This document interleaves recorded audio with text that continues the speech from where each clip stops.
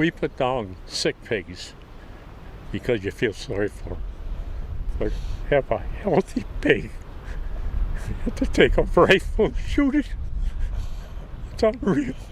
Hello everyone and welcome to a new video. Today's video is a response to a CNN news report. It's all about the culling of animals in US farms. Because COVID-19 is having such a huge knock-on effect to the supply chain in the US, this means that farmers are currently killing millions of animals because they can't sell them to the slaughterhouses to be killed there instead. And so before we get into the video itself, I just wanted to kind of go over the ways in which these animals are currently being killed. The video talks about pig farmers, but it's also chickens who are being killed en masse in the US. And so there's two main ways that chickens are currently being killed on the farms. One of them is through a process called foaming, which is where the farmers put a huge layer of foam throughout the chicken barns. And the foam blocks the airways of the birds and causes them to suffocate to death. And the second way that these chickens are being killed is the farmers will cut off the ventilation system. And because the ventilation systems are cut off, it causes the temperatures to rise. And as the temperatures get increasingly hot, it causes the birds to die from organ failure. And now if we move on to pigs, piglets are currently being culled right now in farms. And the main way that farmers are culling piglets is through a process called thumping, which is where the farmers will grab the piglets by their back legs and slam them against the floors or against concrete walls to kill them through blunt force trauma. So that's the main ways in which these animals are currently being killed. And it's absolutely horrendous, isn't it, to think about what's happening right now.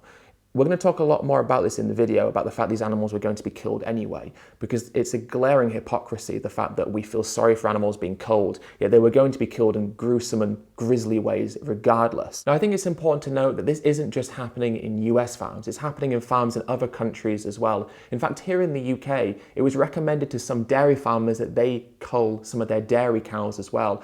What was really insidious is when I was reading about the culling of dairy cows in the UK, it said that it was advised that dairy farmers retired some of their dairy cows early. Now, this is something we're going to see in the video as well, but using words very disingenuously. Now, if we use the word retire, it makes it sound like these dairy cows are just no longer being used for their milk, but will live a nice life out in the pasture. But that's not true. When they're using the word retire, what it means is these dairy cows are being sent to be slaughtered earlier than they would have been normally to try and save the farmer money. And something that's been bugging me when I've been reading about this is how this whole narrative is being framed. It's very much being portrayed like this is terrible for the farmers, or the farmers are so sad, how upsetting for the farmers. Because we're always hearing, aren't we, that farmers love their animals, and this whole situation is really upsetting for the farmers because they're having to kill these animals that they love so dearly. But how many of these farmers do you think have reached out to sanctuaries? I mean, obviously the sanctuaries can't rehome all of the animals who are currently being killed on the farms, but they could rehome some of them. I mean, how many of the dairy farmers in the UK do you think have contacted the sanctuaries to say, can you please rehome as many of them as you possibly can? Or do you think these farmers are just killing these animals as soon as they can to try and save as much money as possible? Okay, so let's get into the video now. There's a lot of interesting points that are raised throughout, so we'll get started and we'll see exactly what the farmers are saying and what CNN is saying about this. Alex Haim is a sixth-generation farmer. He, his wife, and his father are proud hog farmers. Now, the first thing to know actually straight off the bat when you first watch this video is just exactly what a pig farm looks like. I mean, this is as clean a pig farm as you will ever see. They've obviously cleaned it for when CNN are coming in, and it still looks absolutely disgusting. Dozens and dozens of pigs kept in tiny concrete enclosures with no room to move. And this is what life is like for pigs in the pig farming industry, whether it's the UK, the US. This is what standard pig farming looks like. And it's absolutely horrendous.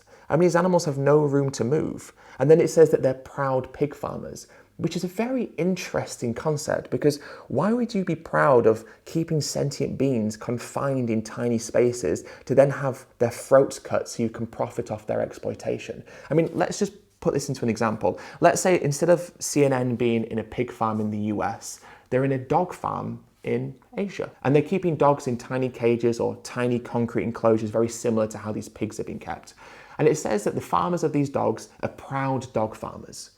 What's our reaction then? Do we think it's disgusting? Do we go, how could you be proud of keeping these dogs in these places and selling their bodies off to be killed so you can make money from doing so? We'd say that's disgusting. We do say that's disgusting. This CNN video exists because it's saying this farmer is really sad because he can't sell the pigs to be slaughtered in the slaughterhouse, so now he's going to kill them himself. So now let's say that we have this exact same video, but it's now with that dog farmer in Asia. And the whole purpose of the video is this dog farmer saying that he's really sad because normally he would sell these dogs to be killed by having their throats cut, but now that's not possible, so he's going to shoot them instead, and he's really sad about it. Where would our sympathies lie? Would we look at that dog farmer in Asia and go, oh, that's really terrible. I'm so sad that he can't sell those dogs to be killed and now he's going to shoot them himself. We wouldn't have any sympathy for him. So why do we have sympathy for these pig farmers who were doing the same thing, it's just in the US rather than in Asia? Proud hog farmers who are getting ready for a traumatizing experience. I mean, how crazy is this, right? The news reporter says that it's traumatizing because these farmers are going to have to kill the pigs.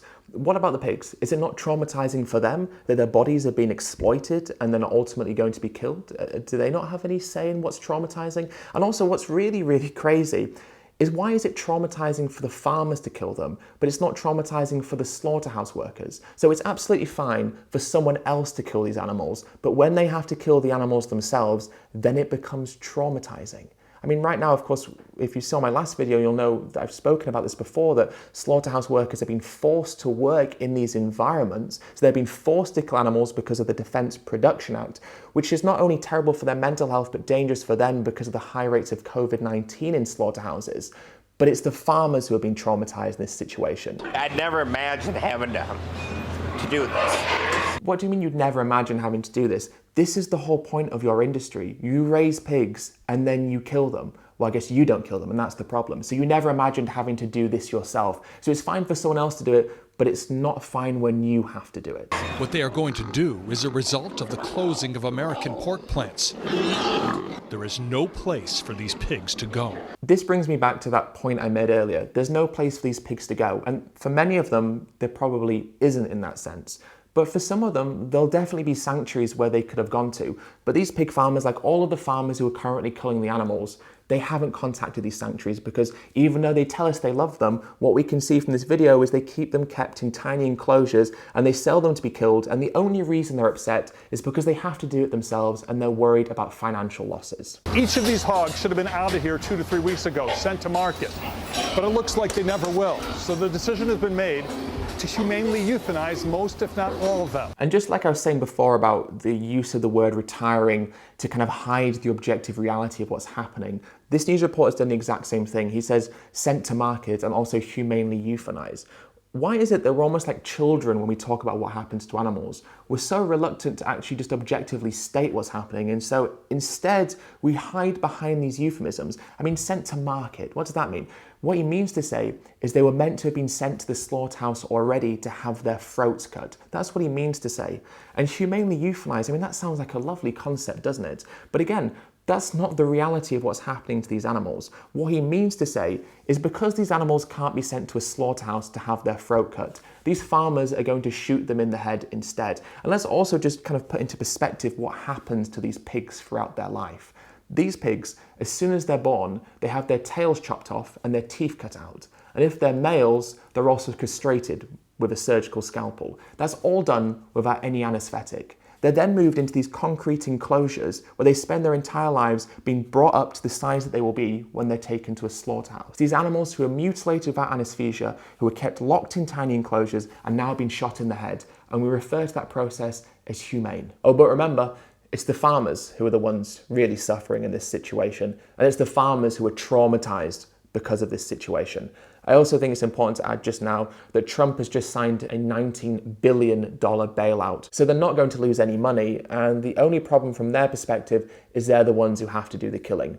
But that means it's traumatizing for them. When I watch this video, it just seems so crazy to me that we have such a sympathy for the people who in this system are the ones who always benefit. I mean, financially, they're always bailed out. But what about all these animals? The animals who have been foamed to death, the animals who are having organ failure forced upon them, the animals who have been thumped against concrete walls, or the animals who have been shot in the heads.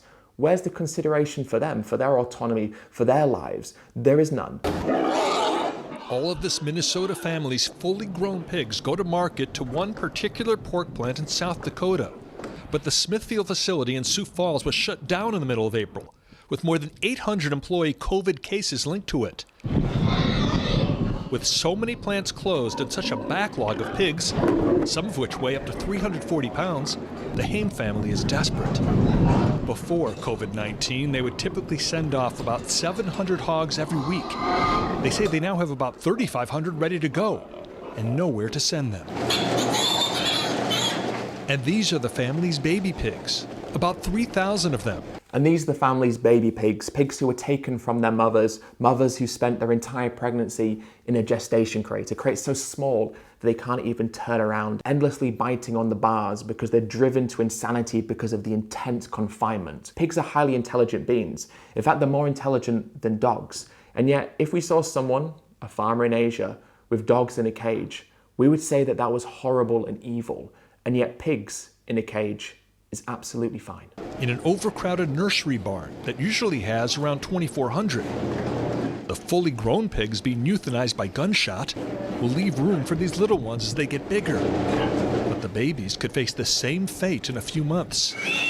Doc Haim is the patriarch of the family. We put down sick pigs because you feel sorry for them. But have a healthy pig, you have to take a rifle and shoot it. It's unreal.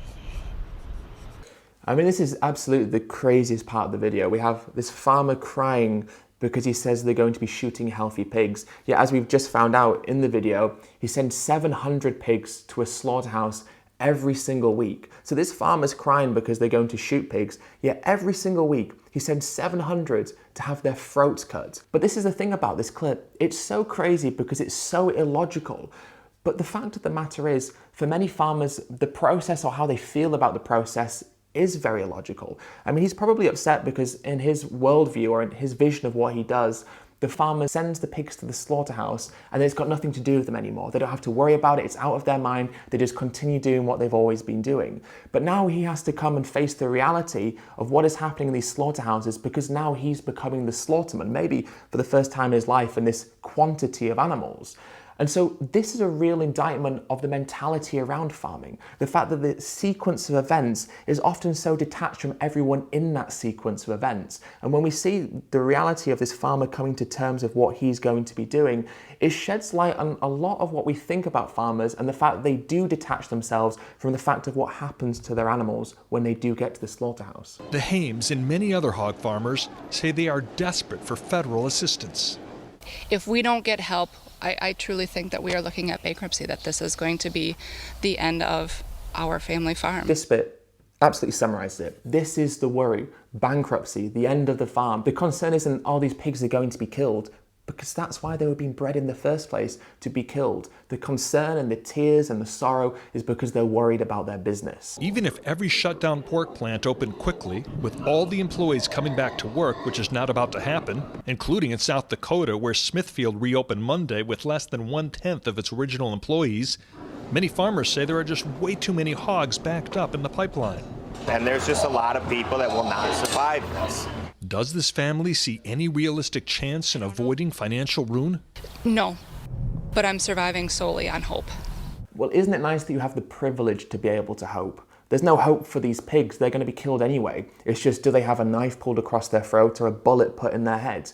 There's no hope for these animals. So it's really nice that you have the privilege of being able to hope. And as always happens with animal farmers, whenever they run into financial troubles, they're bailed out by the industry. They're given huge amounts of subsidies, huge amounts of taxpayers' money, billions. Trump is giving them $19 billion to keep them afloat during what's happening right now. And so it's nice that they have hope, but what about these animals? We deny them everything. We take everything from them. And even during a time of crisis where they can't be slaughtered in slaughterhouses, we'll still find a way to kill them. It's just now we're going to cover them in foam or shoot them in the head or thump them against a concrete wall. Where's the hope for all the non-human animals who are exploited and killed every single year to make these people money, and then when they can't make money, the taxpayers make them money anyway? Where's the hope for these animals? Why don't we care about the fact that they're the ones who are suffering, who are dying, not these farmers who are going to be giving taxpayers money to keep them going so they can continue killing animals into the future?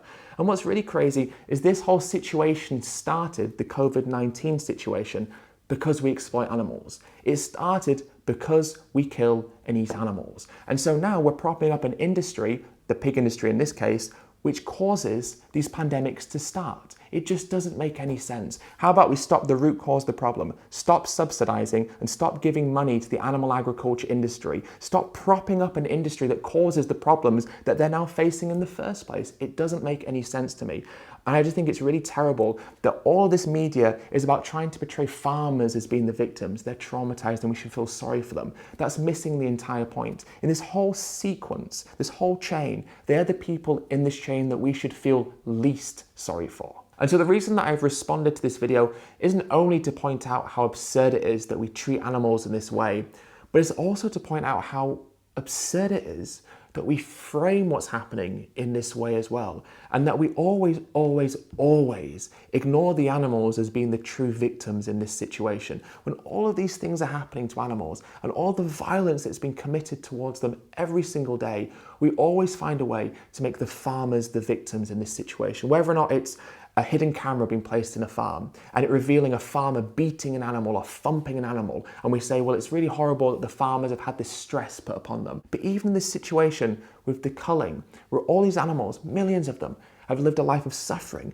and are just going to be killed just like that because the farmers can't make any more money from them, we still portray the farmers as being the victims in this situation. So let's bring this video to a close. Thank you so much for watching. If you would like to learn a little bit more about what's happening right now, I have a podcast, and the episode I've just uploaded is all about slaughterhouse workers and how the COVID-19 pandemic is affecting them. So it's very similar in terms of talking about the system and this chain and how the pandemic is really disrupting this supply chain. So if that sounds like something you'd be interested in, the podcast is called The Disclosure Podcast, and you can find it on iTunes and Spotify and on most podcast players. And let me know down below in the comments what you think about this news report and what you think about the response that I've given to it. I'm always interested to hear your feedback, so let me know what you think. All right, guys, thank you again for watching, and I look forward to speaking to you in the next video.